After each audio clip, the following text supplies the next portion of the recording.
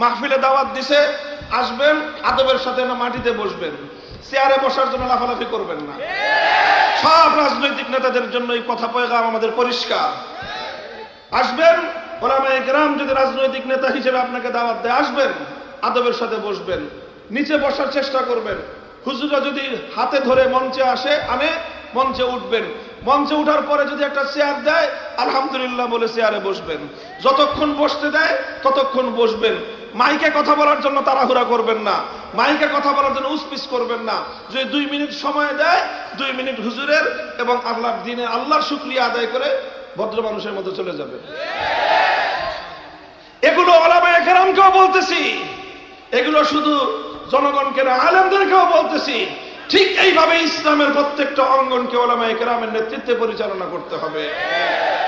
আলেম ওলামাদের কাজের মধ্যে অন্যরা অংশগ্রহণ করবে সহযোগী ভূমিকায়।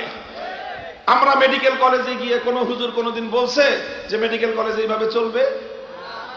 কোন ইঞ্জিনিয়ারিং ইউনিভার্সিটিতে গিয়ে কোন আলেম কোনদিন বলছে যে ইঞ্জিনিয়াররা পারবে না, আমরা ইঞ্জিনিয়ারিং কলেজ চালাই? আরে ভাই, স্কুলেই তো আমরা গিয়ে বলি না যে স্কুল তোমরা না, আমরা চালাবো। তো মাদ্রাসায় তোমরা কেন এইভাবে কথা বলতে আসো? এই জন্য ধর্মীয় কাজ, দ্বীনি কাজ, সেটা দাওয়াত এবং তাবলীগের কাজ হোক, সেটা তালিমের কাজ হোক, সেটা মাদ্রাসার কাজ হোক, সেটা মসজিদের কাজ হোক, এই প্রত্যেকটা কাজে সম্পূর্ণরূপে নিরঙ্কুশ নেতৃত্ব হক্কানি আলেমদের হাতে থাকতে হবে। যারা আলেমদের পক্ষে থাকবে, সহযোগিতা করবে, সহযোগীর ভূমিকায় থাকবে, আল্লাহর কাছ থেকে তারা বিনিময় পাবে।